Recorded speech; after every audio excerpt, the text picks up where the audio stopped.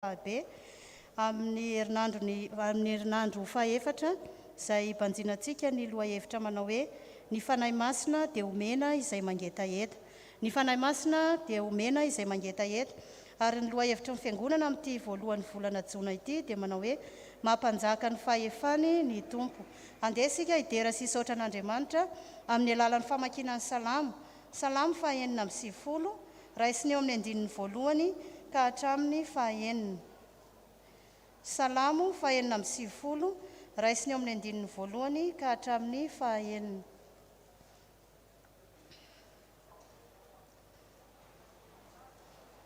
Rehefa hita dia rahantsika mamaky amin'ny anaran'i Jesosy manao hoe miraha firam-baovao an Jehova, miraha ho an Jehova ary tany rehetra, miraha ho an Jehova misaora ny anarany, lazao isanandro ny famonjeny mahafaly, ambarao any amin'ny jentilisa ny voninahiny ary any amin'ny firenena rehetra ny fahagagana ataony. Fa lehibe Jehova ka mendrika ho derainy indrindra, sady mahatahotra fa ambony ny Andriamanitra rehetra. Fa ny Andriamanitra ny firenena dia tsy inontsiny fa Jehova ny nanao ny lanitra. Fa mirapiratana sy voninahitra ny eo anatrehany, hery sy fahatsara-tareny eo amin'ny fitoerany masina. Amen. Andeha rahantsika miredona ny hira fanampiny faefatra ny andinin'ny voalohany sy ny faharoa. Firana fanampiny faefatra ny andinin'ny voalohany sy ny faharoa.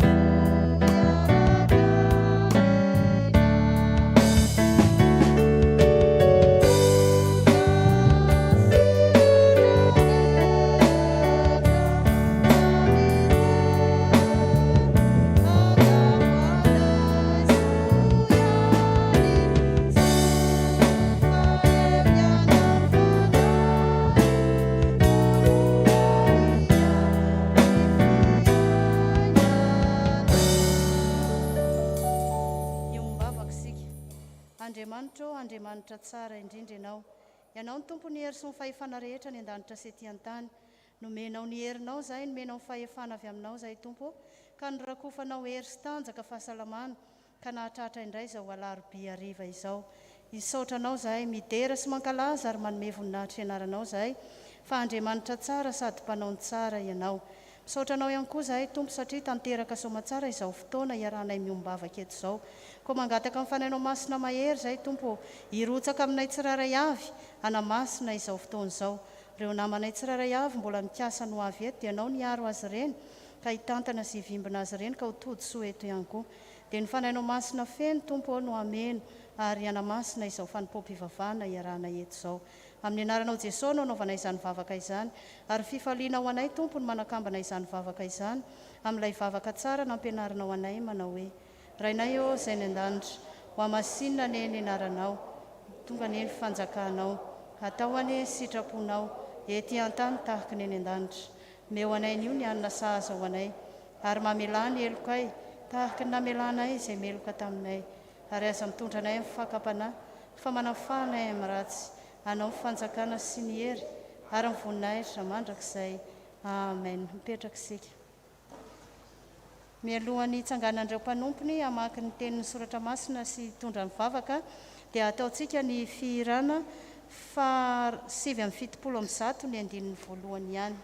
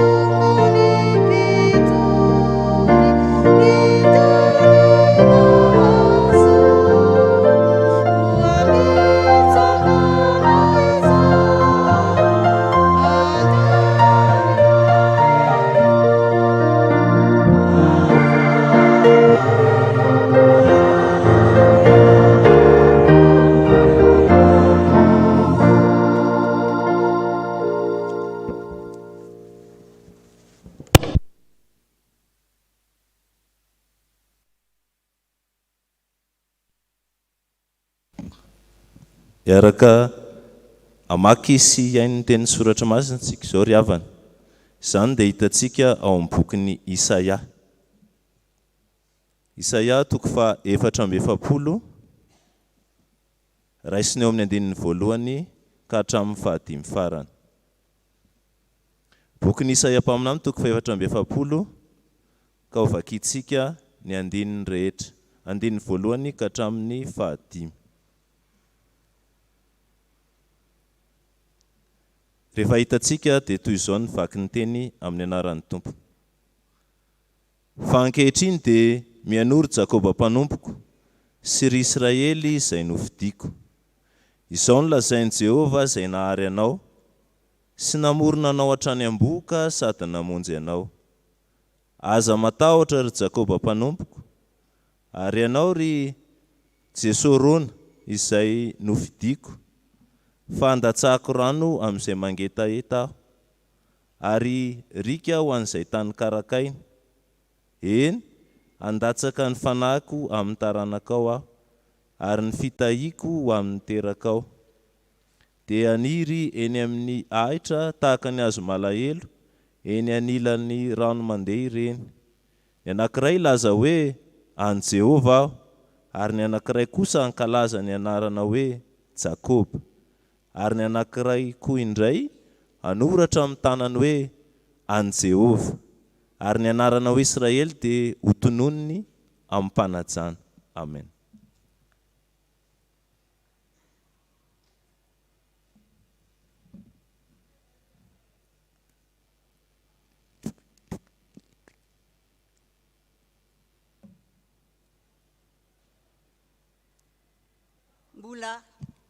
Mbola ho tohizatsika ny famakiana ny tenin'ny soratra masina. Jona toko fa 4. Jona toko fa 4 any amin'ny pejy 209 raha mitovy ny baibolitsika. Jona toko fa 4 raisina amin'ny andinin'ny fa 4 ka faranana hatreo amin'ny andinin'ny fa 15. Rehefa hita dia izao hamaky azy amin'ny anaran'ny Tompo. Ary tsy maintsy mamaky any Samaria izy, dia tonga tao an-tanàna anankiray any Samaria izy, izay atao hoe Siraka, akaiky ny tany izay nonenan'i Jakoba, ho an'i Josefa zanany. Ary teo ilay fanjakan'i Jakoba, ary satria sasatra Jesosy tamin'ny nalehany, dia nipetraka teo am-panjakana izy rehefa tokony ho tamin'ny ora 9. Ary nisy vehivavy Samaritana anankiray avy an-tsakarano, dia hoy Jesosy taminy, omeo aho sotroiko, fa ny mpianany efa lasa nakany an-tanàna hividy hanina. Fa hoy raha vehivavy Samaritana taminy, nahoana ianao no jiosy ka mangataka amiko sotroina, nefa ho vehivavy Samaritana? Fa ny jiosy tsy manandrara amin'ny Samaritana.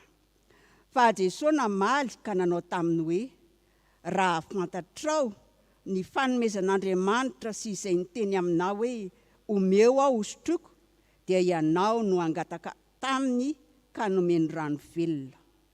Hoy raha vehivavy taminy, tompoko, tsy manana fanovozana ianao sady lalina amin'ny fatsakana, koa avezanao azoanao izany rano velona izany.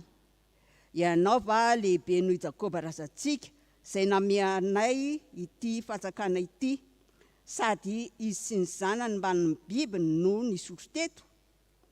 Jesosy namaly ka nanao taminy hoe izay rehetra misotro ity rano ity dia mbola angetaeta indray, fa na iza no misotro ny rano izay omeko azy dia tsy angetaeta mandrakizay, fa ny rano izay omeko azy dia ho loharano miboiboika ao anatiny ho fiainana mandrakizay. Amen.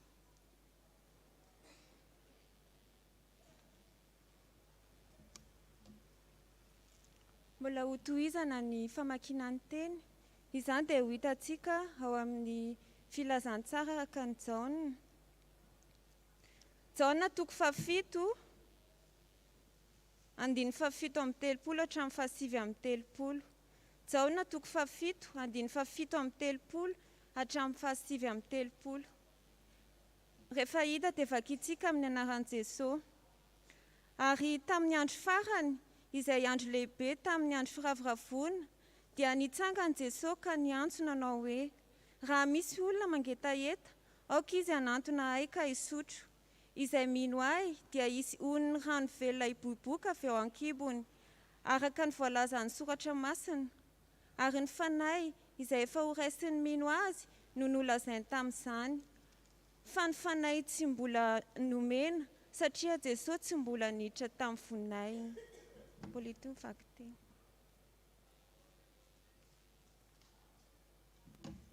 Mbola tohizantsika amin'ny vaky-teny, izany dia ho hitantsika ao amin'ny asan'ny apôstôly.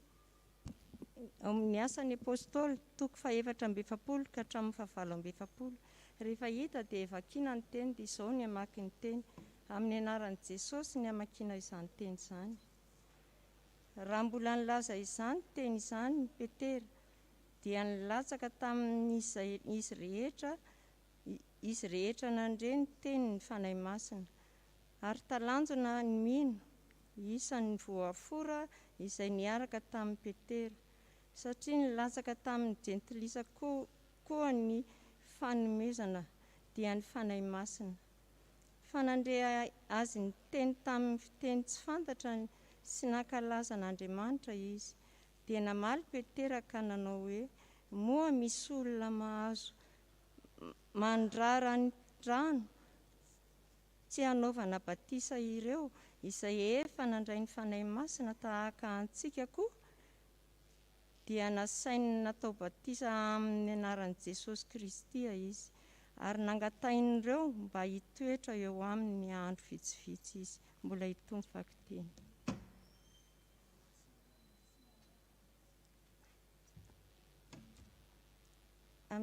Amen. Ray masino manamasinanay amin'ny fahamarinana, ny teninao fahamarinana. Amen.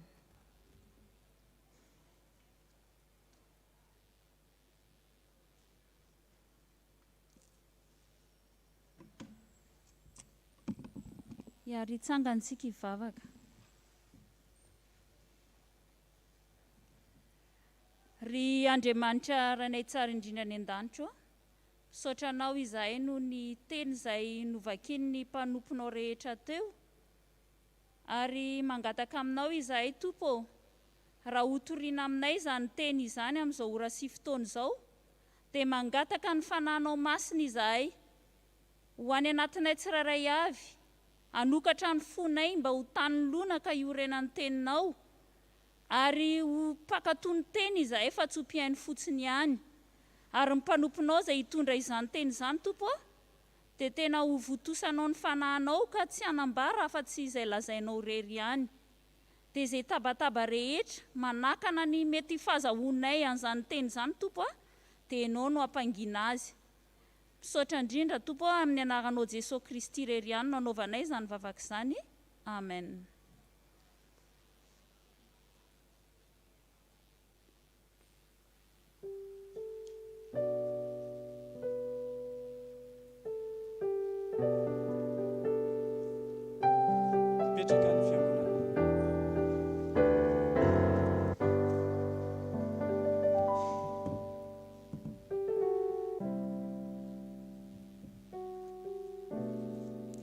Tombono aminareo mandrakariva riavana ny fahasoavana sy ny fiadanana avy amin'Andriamanitra raintsika sy Jesosy Kristy mpamonjy antsika. Amen. Ny fanahy masina dia omena izay mangetaeta. Izany loha hevitra izay iainantsika ny amin'izao ora sy fotoana izao ary dia andraisantsika fampianarana avy amin'ny tenin'Andriamanitra, andraisantsika hafatra avy amin'ny tenin'Andriamanitra izay novakiana tamintsika teo izany rehetra izany.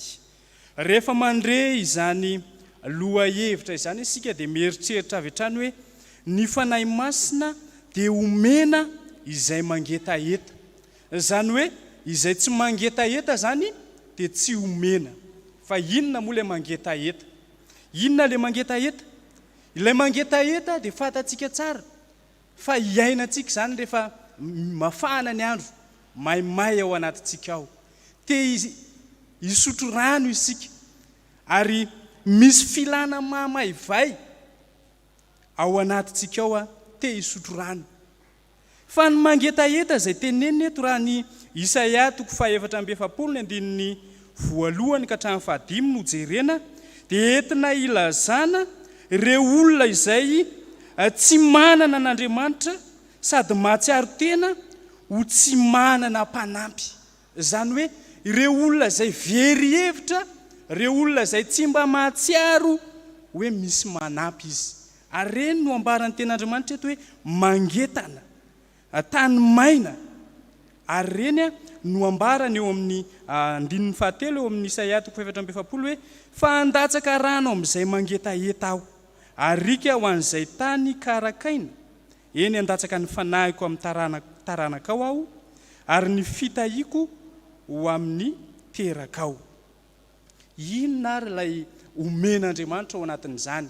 Inona ilay ho alatsak'Andriamanitra ao anatin'izany? Raha miainga amin'ity Isaia ity isika riavana dia hitantsika hoe handatsaka rano aloha voalohany indrindra. Rano ho an'ny mangetaeta aho. Handatsaka rano ho an'ny mangetaeta aho. Ny rano izay ambara eto dia entiny manambara fiainana. Voalohany indrindra dia manambara fiainana. Ary alatsak'Andriamanitra etỳ tany mba ho azo iainana ilay tany mangetana, ilay tany maina izay toa tsy azo iainana tsony. Alatsak'Andriamanitra io rano io. Alatsak'Andriamanitra mba havelona ny tany. Fa io rano izay ambara eo ihany koa dia entina manambara ny fandatsaham-pitahiana izay omeny Jehovahandriamanitra ny mpanompony. Dia hoy ny Salamo 4:3 hoe tahaka ny ando ana Herimona izay milatsaka amin'ny tendrombohitra Ziona, fa voadidin'i Jehova ho eo ny fitahiana dia ho fiainana ho mandrakizay. Ilay rano izay alatsak'Andriamanitra eto zany amin'ny fanambarana eto dia tena hoe Andriamanitra mandrotsaka fitahiana ho an'ny olona. Ary izay ilay hoe ny fanahy masina izay omeny Tompo, ny fanahy izay omen'Andriamanitra dia omena ho an'izay mangetaeta, ho an'izay mangetana, maniry izany. Fa inona ihany koa ilay omena araka ny hitantsika eto amin'ny 7 ihany dia hoe rika, ary rika ho an'izay tany karakaina. Rika zany dia fahatantsika tsara fa tsy zavatra kelikely, fa zavatra maro, tsy tsitsitsina, fa tena arotsaka be dia be tokoa. Ary zany ilay fanomezana avy amin'Andriamanitra hoe rika. Ary ilay fanan'Andriamanitra izay omeno ho an'ny mangetaeta dia tsy tsitsitsiny tahaka izany, fa tena arotsany be dia be ho an'ilay mangetaeta. Arotsany be dia be ho an'ilay tany maina sy mangetana. Ary entina ilazany zany fa fiainana be dia be, fitahiana be dia be tokoa nomen'Andriamanitra ho an'izay mangetaeta izany. Ary izay mangetaeta io aminy dia mitalao aminy, mangataka aminy. Izany no androtsahany izany fitahiana izany. dia raha mandeha isika ao amin'ny Jona 10:10 dia ambara ao fa ao amin'i Jesosy Kristy no ahazahoana izany. Ahoana hoy Jesosy? Izao avy mba hananany fiainana sady hananany be dehibe. Dia izany fitahiana, izany fanahin' Jehovah omeno ho an'ny mangetaheta izany ao amin'i Jesosy Kristy no handraisana izany.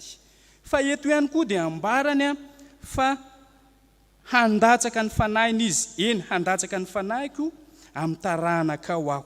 Io koa zany ilay omeny Jehovah, omeny Tompo ho an'izay mangetaheta azy. Hitantsika ao anatin'izany ny fampanantenana.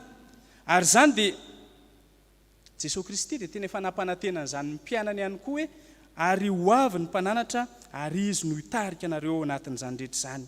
Fa izany koa dia entina ilazana fa Andriamanitra dia miditra eo amin'ny fiainan'ny olona ary ny fanahy masina no irany ho ao anatin'izy ireo ao anatin'izany rehetra izany. Fa andeha jerentsika indray ny Jona 7:7-30 izay novakitsika teo ihany iray tamin'ny perikopantsika. Ahitantsika an' Jesosy Kristy ilay manafaka etaeta ary mazava tsara ny anambarany azy eo. Izy mihitsy no miantso hoe izay mangetaheta avy manatony. 7:30 no ahitantsika an'izany rehetra izany. Jesosy Kristy mihitsy no miantso izay mangetaheta mba hanatona azy ao anatin'izany. Rehefa mandinika io tantara io sika dia ny andro faran'izay tena andro lehibe indrindra teo amin'ny andro firavoravoana teo amin'ny Jiosy no nanaovan'i Jesosy Kristy an'io fanambarana io. Ary dia teo imason'ny olona rehetra, teo any masony izay nanatrika rehetra no niantsony hoe raha misy olona mangetaheta aoka izy hanatona azy. Teo anatrehan'ny olona maro be araka ny antsika eo amin'ny 7:30. Ary dia mifandraika amin'ny fahatsiarovana ny etaeta izay nahazo ny zanak'Israely tany anefitra izany. Rehefa nangetaheta ny Israely dia inona ny zavatra nisy? Nisy rano izay navoaka n'Andriamanitra avy amin'ny aram-bato. Ary izany dia tena fahagagana izay nataon'Andriamanitra. Izany hoe Andriamanitra dia tena mitsinjo mahafantatra izay mangetaheta marina. Ka ireny no androtsahany ny fanahy masina.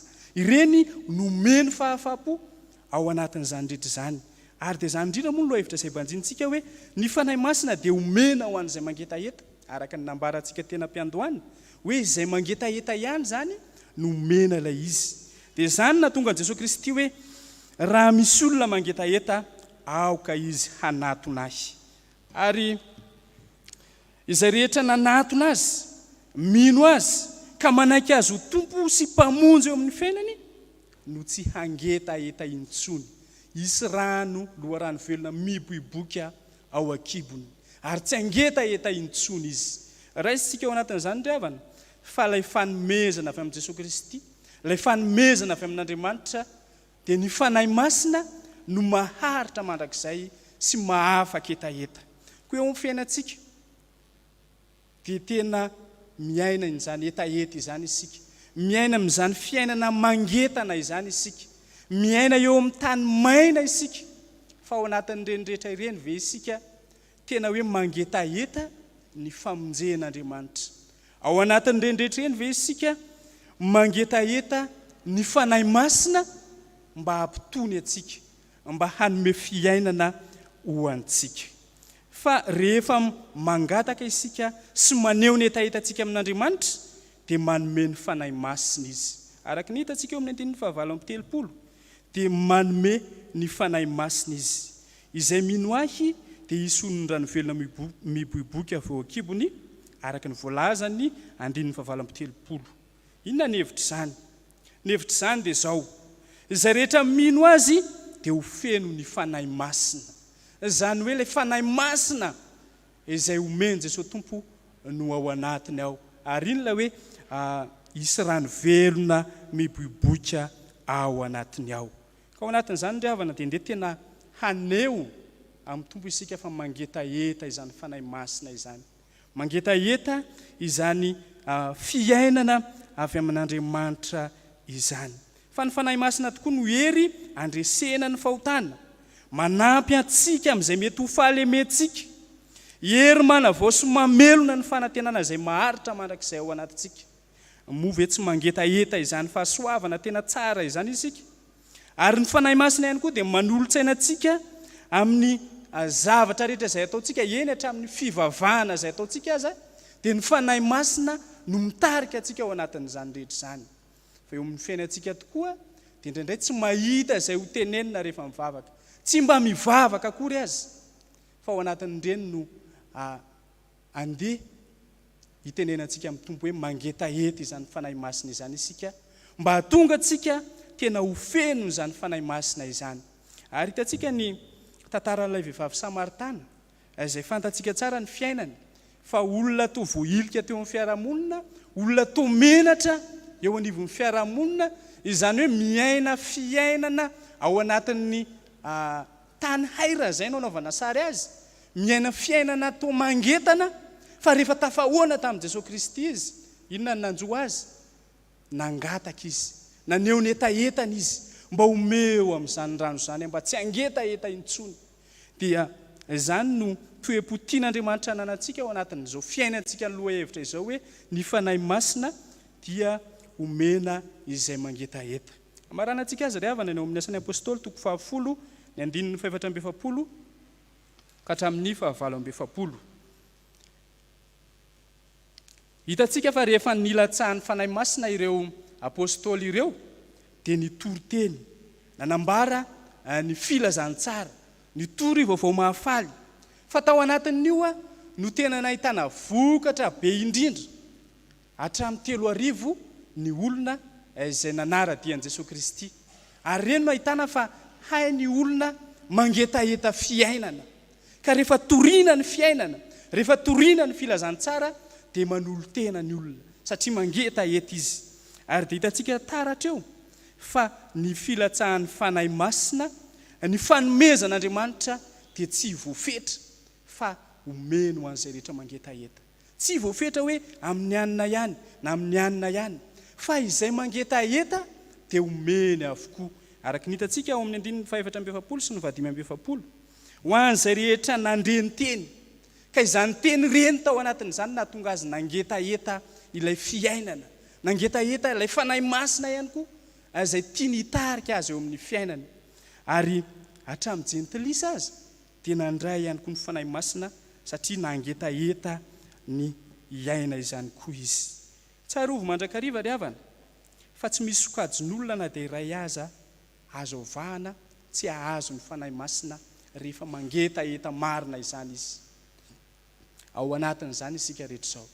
Rehefa mangetaeta marina ny fanahy masina isika, fantatr'Andriamanitra, tsisy miafina eo anatrehan'Andriamanitra, fa homeno antsika ny fanahy masina hitarika antsika, hanome aina vaovao antsika, hanome fifaliana ao antsika, hanome fiadanana ao anatintsika ao. Ho dia ambarao amin'ny tompo ary ny etaetanao, fa reny zany, ka dia hitarika anao izy, handrotsaka ny fanahy masina, hanome ny fanahy masina ho anao izy, mba hanananao fiainana be dehibe. N'Andriamanitra ny voninahitra ho aminareo ny fiadanana. Amen.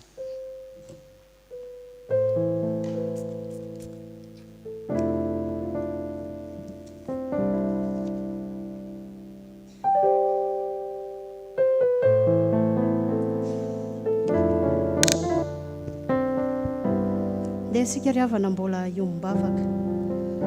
Misaotra anao izay Andriamanitra no fotoana nomenao anay ka nahafahanay niaino sy nandre ny sitraponao. Misaotra fa namasina nitarika anay, nahafahanay nifantoka sy nandre izany sitraponao izany. Tompo, tsy tanteraka ny sitraponao, tsy efanay izany satria tsy mba nangetaeta amin'ny fanahinao masina izay, tsy mba nahay nanambara izay fanirinay sy etaetam-ponay teo anatrehanao izahay.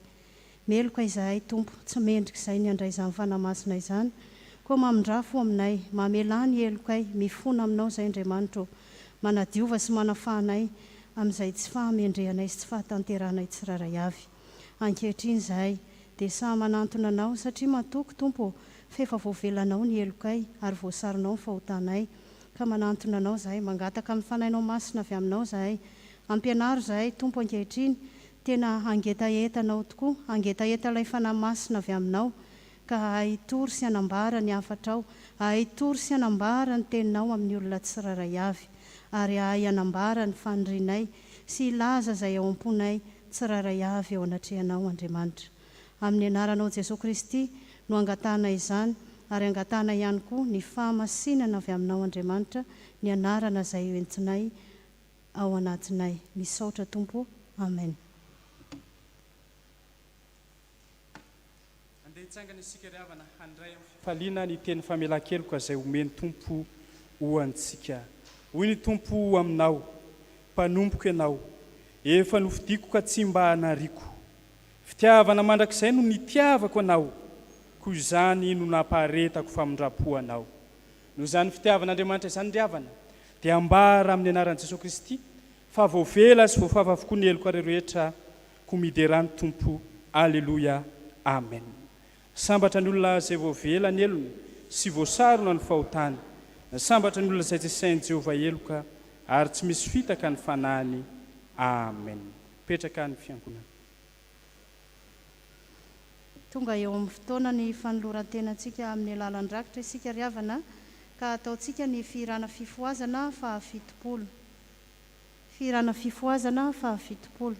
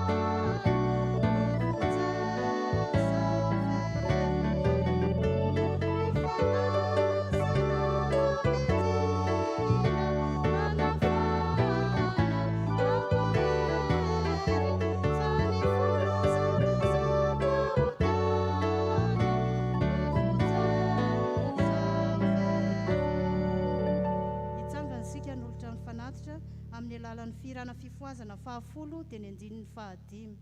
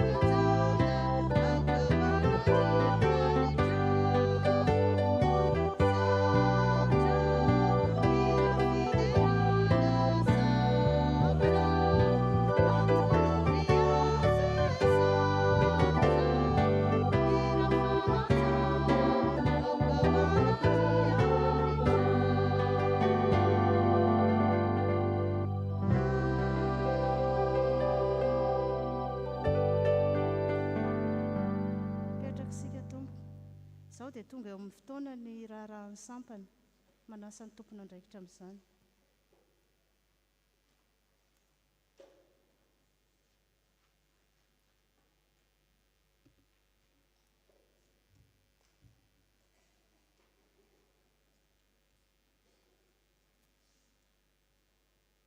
mbola napaka ao am-pontsika hatrany any ry havana ny fiadanan'i Jesosy Kristy Tompo. Amen. Ny vaovaon'ny sampana fifohazana androany. Misy fanasana avy any ivelany ho an'ny sampana fifohazana. Fiangonan'i Jesosy Kristy eto Madagasikara. Trano famoaham-boky antso 𝗥𝗔𝗜𝗦𝗢. Ny birao, ny mpitandrina foibe, ny komity mpitantana, trano famoaham-boky antso 𝗥𝗔𝗜𝗦𝗢. Ny komity fankalazana ny fisaorana sy fisaorana n'Andriamanitra. Raha misy manompo ahy dia ankalaza azy ny ray. Jona 2:12 tapany. Dia faly manasa antsika amin'ny fampompo vavana fankalazana sy fisaorana n'Andriamanitra noho ny 20 taona ny asan'Andriamatoa raha mahaleo zo tao amin'ny trano famoaham-boky antso 𝗥𝗔𝗜𝗦𝗢. Ho tanterahana ao ny 𝗥𝗔𝗜𝗦𝗢 amin'ny paribe famonjena ny sabotsy 4 jona 2024 amin'ny 7 ora sy sasany. Voninahitra ho an'Andriamanitra irery ary fifaliana ho anay ny fiarahantsika miombom-bavaka. Ty fanasana ty zany atao amin'ny 𝗥𝗔𝗜𝗦𝗢 amin'ny paribe famonjena ny sabotsy 4 jona amin'ny 7 ora dia manasantsika mba hanotrina izany fanasana izany. Izay mbola tsy nisoratra anarana ny amin'ny fitsangatsanganana amin'ny alatsinainy izao dia mangataka antsika mba hisoratra anarana tsy amin'ny akany rehefa avy eo fa androany ny fara-fisoratana anarana. Mbola misy valopy ezaka fanohanana feonam-besa FIFOHAZANA izay mbola tsy nahazo izany dia afaka mandray an'izany aty amin'ny tompona andraikitra. Dia izay ny vaovaon'ny sampana. Voninahitra ho an'Andriamanitra irery ihany. Amen.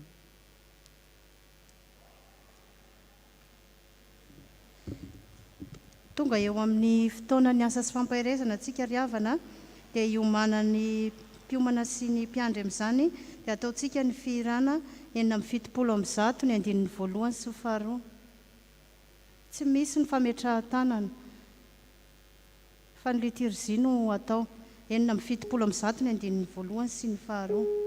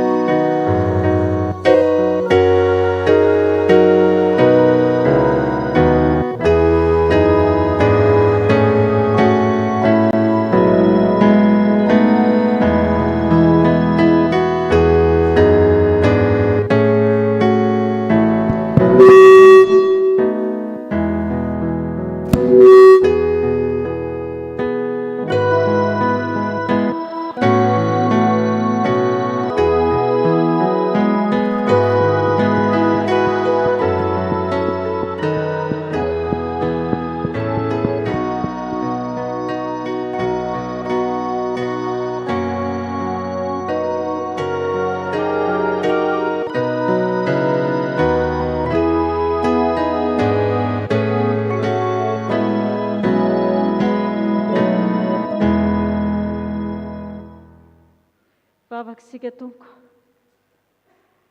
Ry Andriamanitra ray zanaka ary fanahy masina, misaotra anao izay ankehitriny noho ny fahatongavany indray amin'izao ora sy fotoana izao. Misaotra tompo noho ny amin'ny teny izay nampombainao ny mpanomponao teo fa manambara aminay mandrakariva fa tokony angetaeta ny fanahinao masina izahay. Misaotra noho ny izao asa masina izao ary dia isaoranay ianao ihany koa ny fanatrehanao sy ny fampaherezanao indray. Mifona amin'ireto vahoakanao izay vory eto mamindrafo mamelany heloko ny tsirairay avy. Mangataka anao izay fanahy masina ankehitriny ho anay mpanomponao izay rotsaka eto an-tambolinao izay rehetra ataonay eto tompo dia ho voninahitry ny aranao. Dia indreto ny vahoakanao izay manatrika eto samy manana ny antony atongavany eto ny tsirairay avy tompo. Raha misy ny tsy salama, ianao Jesosy eny ikasika ny mefanasitranana. Izay manana olana tompo dia hitseritra indray tanana izany koa ianao. Ary raha misy kosa ny mandray ny fahasoavana avy aminao, izay tonga eto tesaotra sy hidera ny kalaza ny anaranao, dia ho voninahitra ao irery ihany koa izany rehetra izany. Hovakiana ny teny mpahefana izay entina anorenana izao asa masina izao, dia indren'ny mpanomponao izay hanatanteraka izany, famakiana ny teny izany, dia misy mananteny izay efa mifanamasinao koa efa mitoetra n'izy ireo, ahafahan'izy ireo mamaky tsara izany araka ny sitraponao Andriamanitra. Amin'ny anaranao Jesosy Kristy Tompo nanaovanay sangatana izany vavaka izany. Amen. Hovakiana ny teny mpahefana entina manorina izao asa masina izao amin'ny anaran'i Jesosy. Lazaiko aminareo marina dia marina tokoa, izay mino ahy ny asa ataoko no ataony koa. Ary ianao asa lehibe noho izany aza izy, satria izao mankany amin'ny ray. Ary na inona no angatahinareo amin'ny anarako, dia ataoko izany mba hankalazana ny ray eo amin'ny zanaka. Raha mangataka zavatra amiko amin'ny anarako ianareo, dia ataoko izany. Raha tia ahy ianareo dia hitandrina ny didiko. Ary izao angataka amin'ny ray, ary izy hanome anareo mpananatra hafa mba ho eo aminareo mandrakizay, dia ny fanahin'ny fahamarinana izay tsy azon'izao tontolo izao ho raisina, satria tsy hitany na fantany, fa ianareo no mahafantatra azy, satria mitoetra eo aminareo izy ary ho ao anatinareo.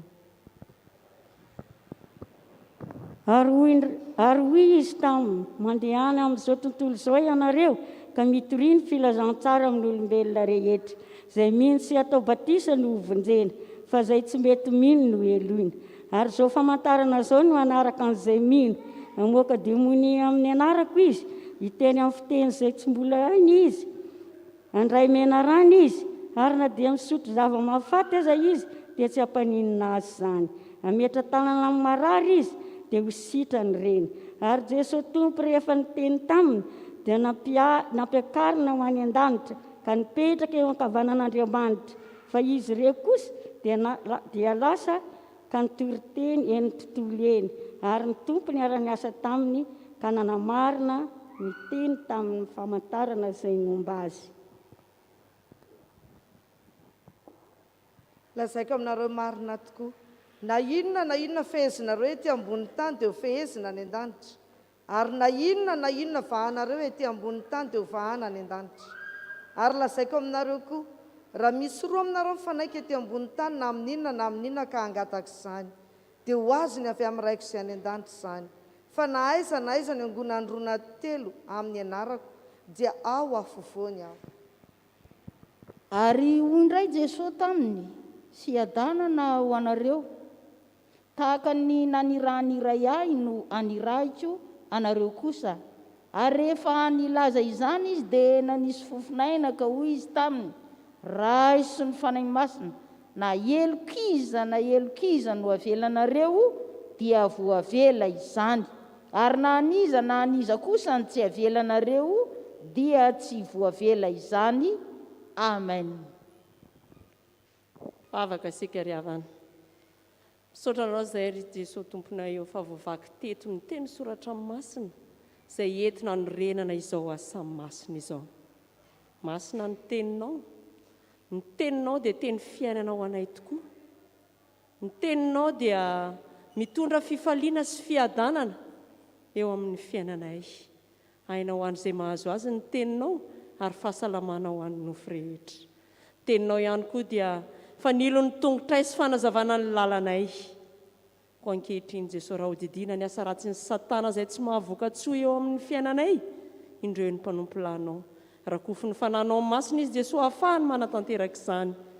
Amin'ny anaranao Jesosy Kristy Tompo no anandratanay izany vavaka izany. Misaotra raha io. Amen.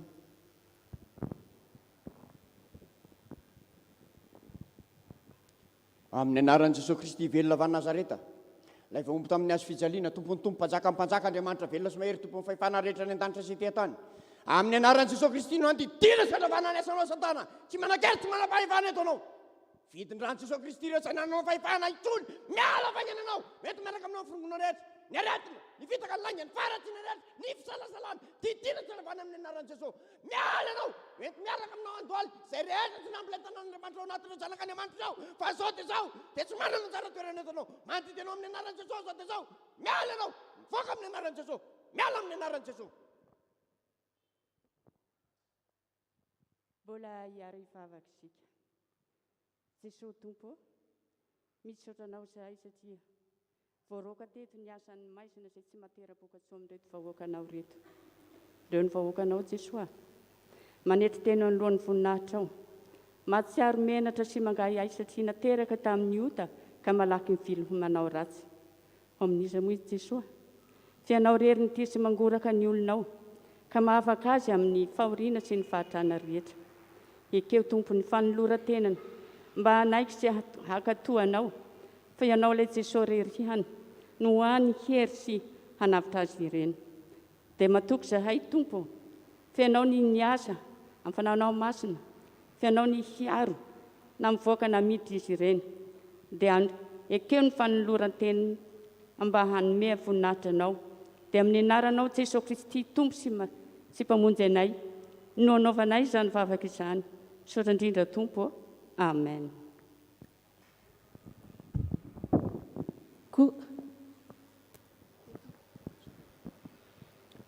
Satria izay no fandaharantsika androany, tsy misy ny fametrahan-tanana noho ny fotoana izay tsy maintsy fampitsinjovana, fa mbola isy ny anatanteraka ny herinandro fanamasina ao aorianantsika, dia miditra avy hatrany amin'ny hira ataon'ny 3F.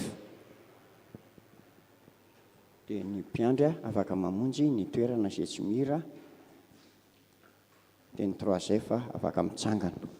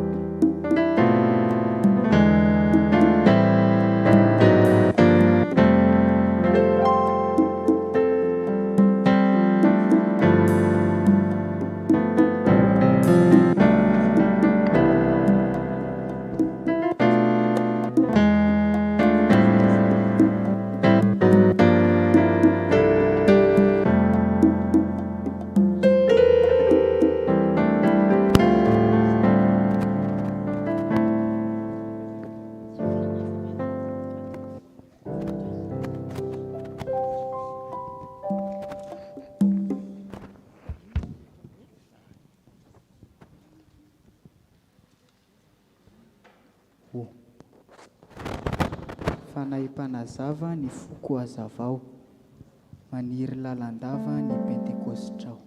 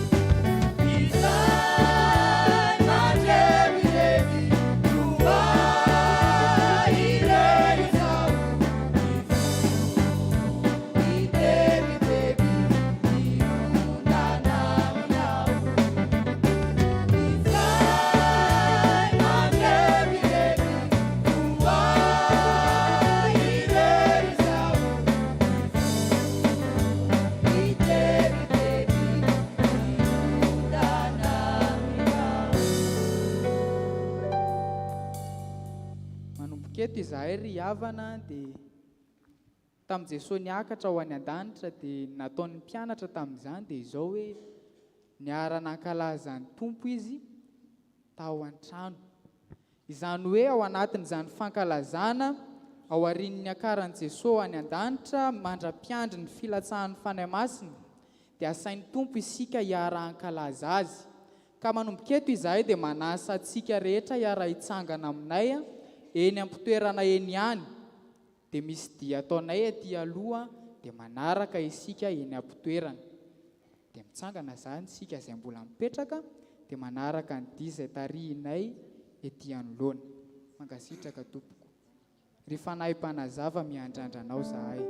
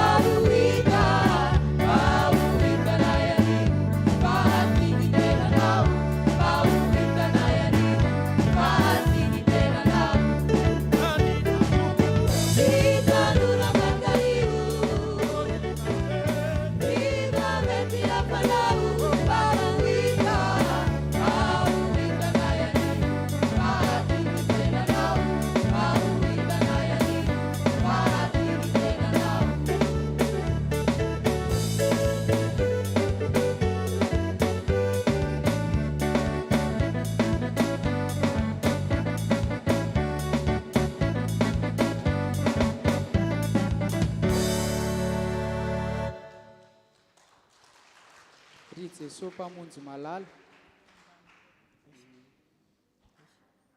Mbola eo ihany tsika ka.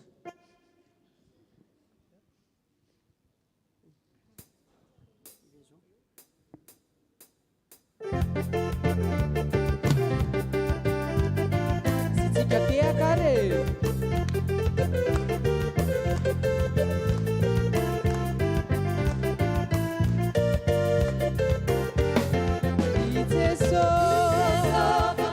Malala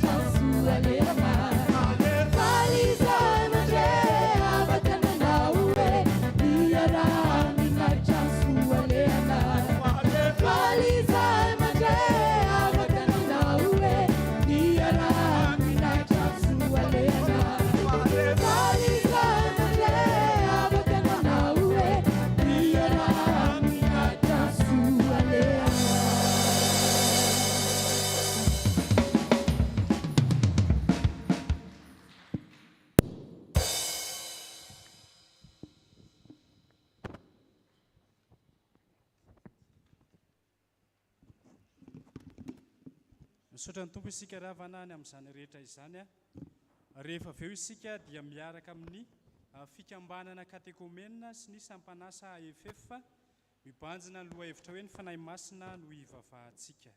Andeha hitsangana isika handray ny tsodrano. Ho tanterahiny tompo aminareo ry havana izao tsodrano izay tononona amin'ny anaran'i Jesosy Kristy tompo izao. Jehovah no mpiaro anao, Jehovah no fialofanao amin'ny ankavananao. Ny masoandro tsy mba hamelanao noho ny andro, na ny volana noho ny alina. Jehovah iaranao amin'ny ratsy rehetra, eny iaro ny fanahinao izy. Jehovah iaranao na mivoaka na miditra hatramin'izao ka ho mandrakizay. Amen. Petraka isika mivavaka mangina. Ho an'Andriamanitra irery ny voninahitra amin'ny anaran'ny Ray sy ny Zanaka ary ny fanahy masina. Amen. Mirary soa antsika rehetra ry havana.